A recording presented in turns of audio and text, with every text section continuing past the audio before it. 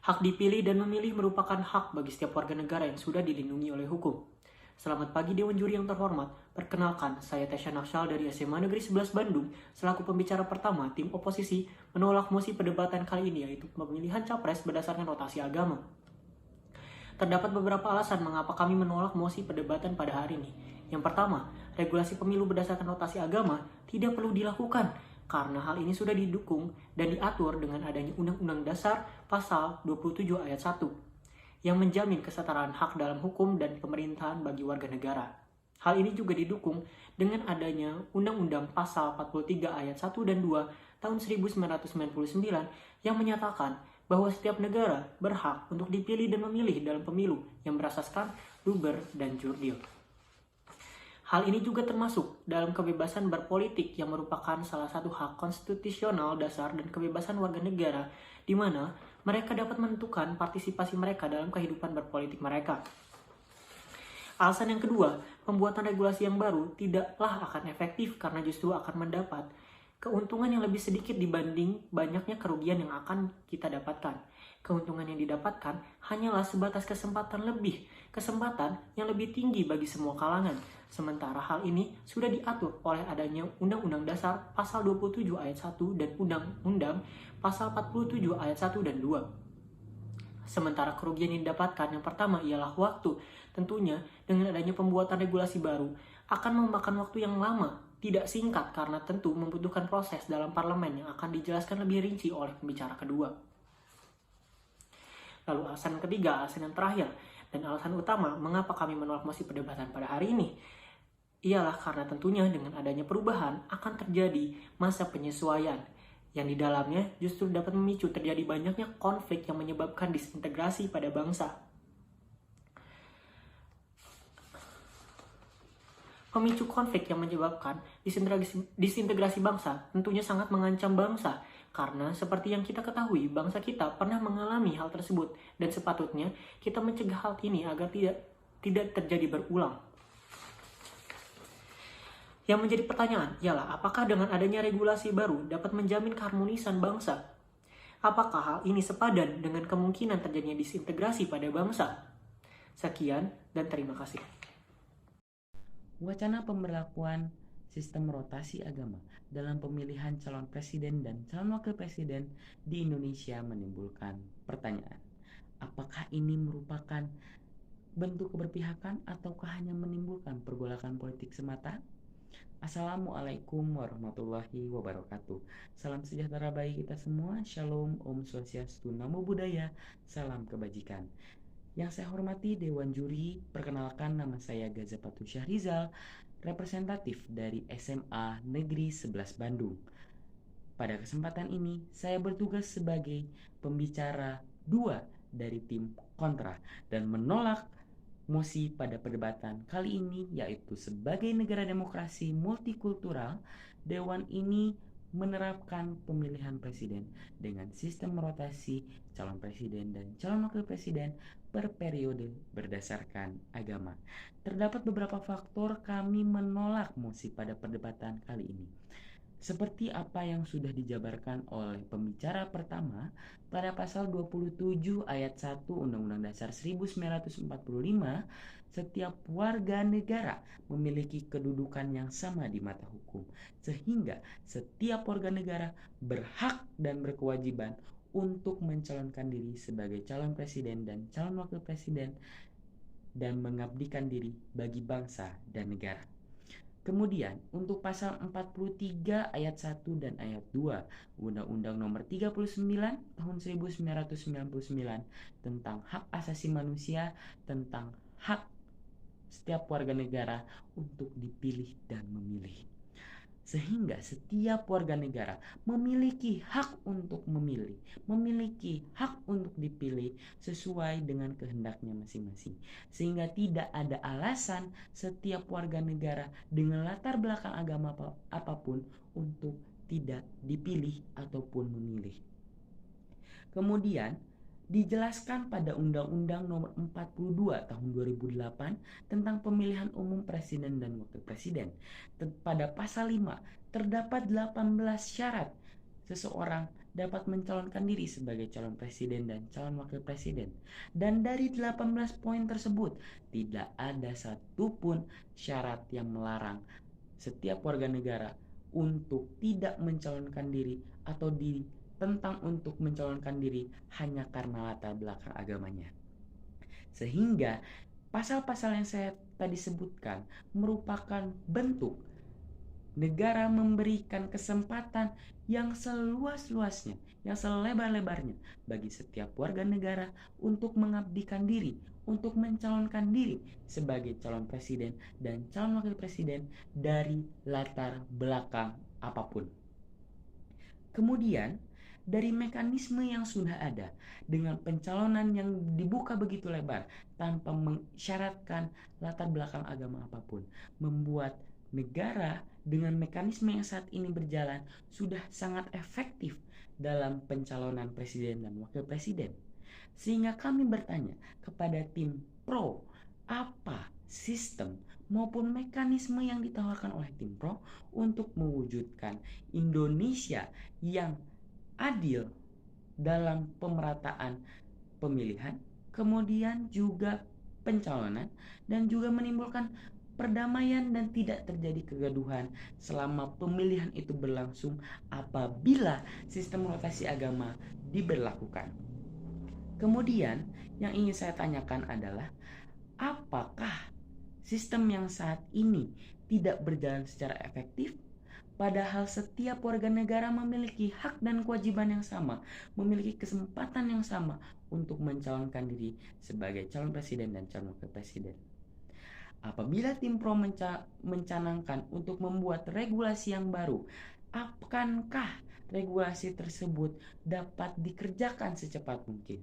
Tentunya tidak, apalagi regulasi tersebut merupakan isu yang strategis sehingga dibutuhkan waktu, dibutuhkan ruang, tenaga, dan biaya yang tidak sedikit untuk merubah dan merevisi undang-undang tersebut. Sehingga kami nyatakan bahwa mosi pada perdebatan ini tidaklah efektif dalam proses pencalonan presiden dan wakil presiden di Indonesia. Kami teguh untuk menolak mosi pada perdebatan kali ini. Apakah mekanisme rotasi capres dan cawapres berdasarkan agama ini akan menimbulkan atau memunculkan suatu solusi ataukah malah menjadi faktor suatu masalah? Selamat pagi, salam sejahtera bagi kita semua. Dewan juri yang terhormat, perkenalkan, nama saya Alivia Zahra Darmaning Tias sebagai representatif dari SMAN 11 Bandung. Pada kesempatan kali ini, saya sebagai pembicara ketiga dari tim kontra menolak mosi kali ini, yaitu sebagai negara demokrasi multikultural, Dewan ini akan menerapkan pilpres dengan sistem rotasi capres dan cawapres per periode berdasarkan agama. Dewan juri yang terhormat, regulasi rotasi pilpres berdasarkan agama tidaklah efektif. Seperti yang sudah dijabarkan, baik oleh pembicara 1 atau pembicara 2, ada beberapa faktor yang membuat kami menolak mosi ini, yaitu dikarenakan penilaian ketentuan capres dan cawapres seharusnya berdasarkan kualitas masing-masing individu. Latar belakang identitas agama tidak bisa dijadikan sebagai patokan kredibilitas para kandidat. Hal ini juga merupakan tanggung jawab partai untuk mencalonkan kandidat yang sesuai standar atau kualifikasi yang ada, terlepas dari identitas agama yang dianut capres dan cawapres. Berdasarkan pasal 43 ayat 1 dan 2 Undang-Undang Nomor 39 Tahun 1999 tentang Hak Asasi Manusia yang berbunyi, setiap warga negara berhak untuk dipilih dan memilih dalam pemilihan umum berdasarkan persamaan hak melalui pemungutan suara yang langsung, umum, bebas, rahasia, jujur, dan adil sesuai dengan ketentuan peraturan. Dan juga pasal 28 ayat 1 yang berisi setiap orang berhak atas pengakuan, jaminan, perlindungan, dan kepastian hukum yang adil, serta perlakuan yang sama di hadapan hukum. Sehingga setiap orang memiliki hak untuk dipilih.